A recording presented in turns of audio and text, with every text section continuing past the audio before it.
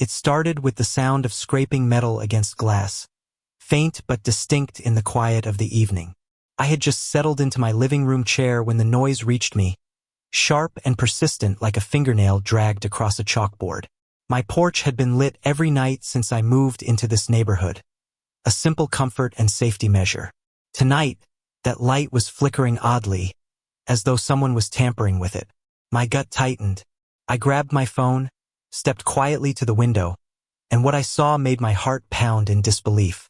There she was, Karen, the self-proclaimed queen of our HOA, her bulky frame hunched forward, arms stretched up, actually unscrewing the porch light bulb right out of its socket as though she had every right in the world to do so. Her expression was smug, lips pressed tight in triumph, and her other hand clutched a plastic bag already bulging with bulbs. She was stealing them. My porch lights, my property, and she looked like she'd done this before. I pushed the door open and the hinges squeaked, startling her.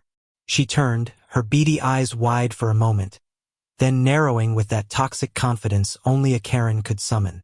"These are mine," she snapped before I could even open my mouth, her voice dripping with entitlement. "You've been using HOA property for years without permission. These lights belong to me." She waved the bulb in her hand like a trophy, daring me to challenge her. My chest burned with anger, and I couldn't help but laugh, a dry sound that made her flinch. "Karen, those lights came with the house when I bought it. They're hardwired to my porch. Do you seriously think you own my front door now?" Instead of answering, she lifted her chin like a general on a battlefield and did the one thing that made my jaw drop. She pulled out her phone and dialed 911. Right there, standing on my porch with her hand still gripping my light bulb, she called the cops. "Yes, this is an emergency," she said into the phone, eyes locked on me with malicious glee. "My neighbor is harassing me on my own property. He's trying to steal my porch lights. Send someone immediately." The gall of it, the shamelessness. I felt my fists clench at my sides, not in violence but in sheer disbelief. For a split second I almost wondered if I was dreaming, if reality had twisted itself into some cruel parody where logic no longer mattered. But the blue glow of her phone screen against her smug face told me it was real. I could have shouted. I could have grabbed the bulb from her hand. But instead, I reached into my pocket, clicked my own phone, and hit record. If she wanted to play games, I was going to make sure every move was documented. "Karen," I said, my voice steady despite the storm brewing inside me. "You're standing on my porch, unscrewing my lights, and lying to 911. Do you realize how insane that sounds?" She sneered, doubling down. "Everyone knows these fixtures were installed under my oversight. The HOA approved them. That makes them mine. You're trespassing. Trespassing. On my porch." The absurdity of it was almost comical, but the fire in her eyes made it dangerous. This wasn't just petty theft, this was manipulation, abuse of authority, and a deliberate attempt to weaponize law enforcement against me. Within 10 minutes, the flashing red and blue lights washed across the street, neighbors poking their heads out of windows and doors to see what was happening. Karen, relishing the attention, stood tall, clutching the bulb like evidence. "Officers!" she cried as the two policemen approached. "Thank God you're here. He tried to assault me and steal my lights." One of the officers, a tall man with a skeptical brow, looked from her to me. I raised my phone. "Everything's on video," I said simply, pressing play so they could see the recording of her caught in the act, unscrewing the bulb and stuffing it into her bag. Her face drained a shade paler as the footage played, but she quickly puffed herself back up.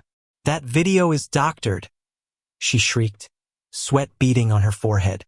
"He probably tampered with it. He's been targeting me for months." And then, like an unexpected twist of fate, another figure stepped out from across the street. It was Mr. Alvarez, a quiet, elderly neighbor who rarely involved himself in drama. But tonight, he carried something under his arm. A small wooden crate filled with light bulbs identical to mine. "Officers," he said in his soft but firm voice. "I caught her doing the same thing at my house last week. I didn't want trouble, so I replaced the bulbs myself. But she's been stealing from us all along." The crowd of neighbors grew thicker, murmuring angrily, their whispers like sparks catching flame. A woman from 2 houses down added, "She took my bulbs too. I thought maybe it was kids messing around, but now I see." The officers exchanged looks, the weight of evidence piling higher by the second. Karen's face, once glowing with arrogance, now twitched with panic. Her bag of bulbs suddenly seemed heavier in her hand, incriminating, impossible to justify. The officer asked me to step aside while they spoke to her, but her voice carried across the yard, high-pitched and frantic. "You don't understand. The HOA gave me authority to control all exterior lighting. These bulbs are mine by law. By law." Her words cracked, desperation leaking through her stubbornness. The officer shook his head, calm but firm. "Ma'am, porch fixtures attached to private residences are not HOA property. You cannot remove them, and making a false 911 call is a crime." For the first time that night, Karen's confidence broke. She stammered, her gaze darting from the officers to the crowd of neighbors, searching for anyone to defend her. But silence met her plea. The same people she had bullied for years now stared back with folded arms and grim faces. She had overplayed her hand, and the community was no longer on her side.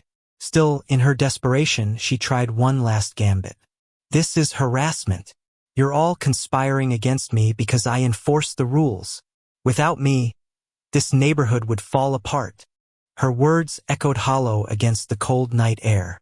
Then came the officer's voice, crisp and final. "Ma'am, put the bulb down and step off his property. You're coming with us tonight." As they cuffed her, a neighbor's child whispered loudly enough for all to hear, "Why would anyone want to steal lights?" The innocence of the question cut sharper than any adult's condemnation. Karen's shoulders sagged as the reality set in. This wasn't about porch lights anymore.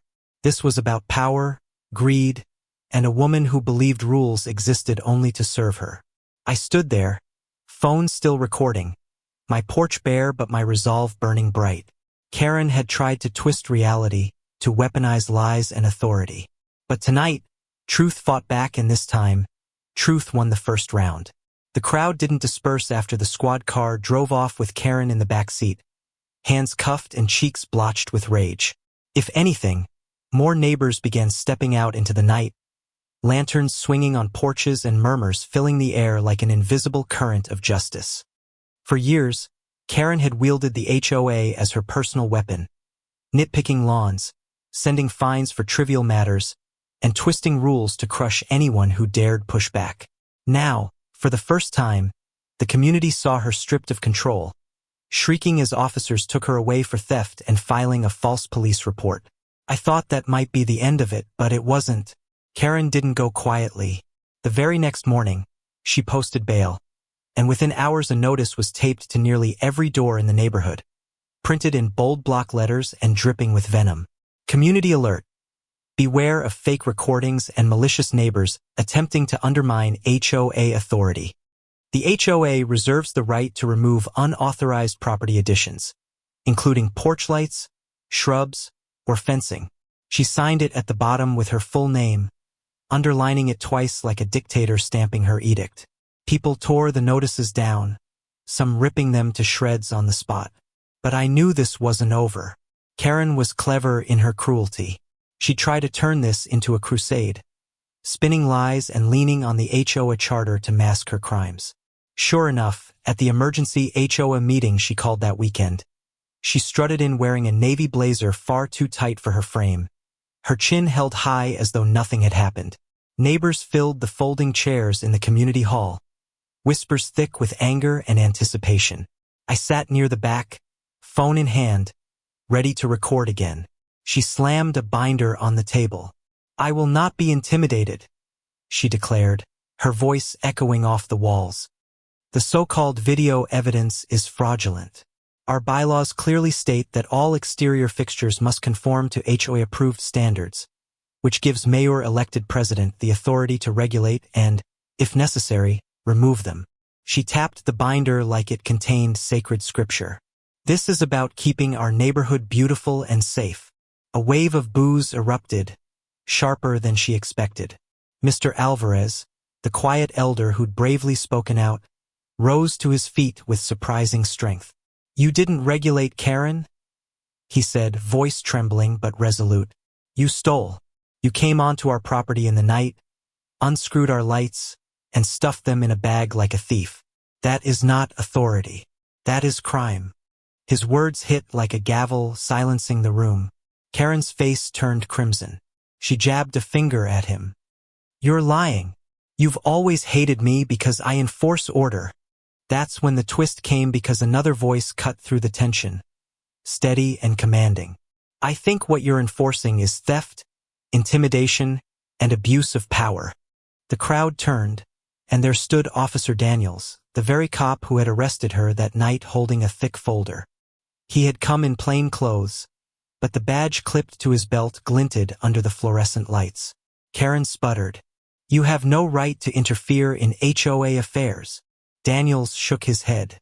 "Ma'am, when your HOA affairs include criminal trespassing and filing false reports, it becomes police business." He opened the folder. "And thanks to your neighbors, we've received multiple complaints that go back months, evidence of harassment, unauthorized fines, even surveillance footage of you tampering with other properties." The room gasped. Neighbors exchanged shocked glances. One woman shouted, "I knew it! She slashed my holiday lights and blamed teenagers." Another chimed in, "She fined me for a tree she claimed was illegal. Turns out it was planted before the HOA even existed." Karen's face twisted, but she tried to hold her ground. "These are just bitter people angry because I hold them accountable. Without me, this neighborhood would collapse into chaos." But she was unraveling. The more she spoke, the more the crowd turned against her. Daniels placed the folder on the table. "Karen, you are currently under investigation for multiple offenses. If you want to keep talking, every word you say will only help build the case against you." The community hall erupted, not with fear this time, but with a righteous fury that had been simmering for years. Neighbors who had once stayed quiet now stood tall, demanding resignations, demanding refunds for bogus fines, demanding an end to her reign. Karen tried to shout over them, her voice cracking. "You're all ungrateful. I made this place what it is. I kept the standards high." But her words bounced off walls already filled with chants of "resign, resign." And then, as if the final nail was hammered in, a frail but determined hand lifted in the back of the room. It was Mrs. Landry, a widow who had lived here longer than anyone. Her voice quavered but cut through the noise like a bell. "Karen," she said softly, "my husband built that porch you took from. He lit it every night when he came home from work. Those lights were never yours. They were part of our lives. And you tried to erase them like they didn't matter. Shame on you." The hush that followed was heavier than any shout. Karen's lips trembled. For a flicker of a second, her mask cracked fear, guilt, perhaps even the realization of how far she'd fallen. But then she turned away, clutching her binder like a shield, muttering denials under her breath. The HOA board, pressured by the overwhelming crowd, had no choice. A vote was called, hands shot up, and Karen was removed from her presidency on the spot. Her power crumbled in a matter of minutes, the same way she had tried to strip others of theirs. But justice didn't end there. Over the next few weeks, lawsuits piled up.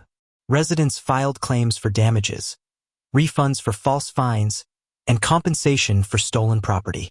The police investigation expanded, uncovering a trail of deceit that stretched back years. Karen had siphoned money from HOA funds, disguised personal purchases as community expenses, and bullied contractors into silence. What began as a stolen light bulb became the spark that burned her entire empire to ash. One evening, weeks later, I walked past her house. The windows were dark, shutters drawn. A for sale sign leaned crooked in the yard. Neighbors said she'd packed up and left after facing charges. Her name disgraced, her reputation ruined. The woman who once strutted through the streets barking orders now slunk away in silence, carrying nothing but the weight of her downfall. And yet, something remarkable happened in her absence. Without her oppressive shadow, the neighborhood began to breathe again. People painted their doors in colors she would have banned. Kids played freely in yards she once fined for being too noisy. Holiday lights sparkled brighter than ever, no longer sabotaged. The air felt lighter, warmer, as though a long winter had finally broken. One night, I screwed a brand new bulb into my porch fixture. As it glowed to life, neighbors gathered around, clapping, cheering. Someone brought cookies, another brought cider, and soon it wasn't just about a porch light, it was about reclaiming what Karen had stolen from all of us. Peace, unity, and the right to live without fear of petty tyranny. I looked at the crowd, their faces glowing in the golden light, and felt a swell of pride. Karen thought she could strip us of dignity one bulb at a time, but instead, she ignited a fire that made us stronger, closer, more resilient than ever. Her downfall was bitter, but our victory was sweet. And now I ask you, reader, was it right that she faced this ending, or was the punishment too harsh for her crime? What do you think, justice served, or justice gone too far?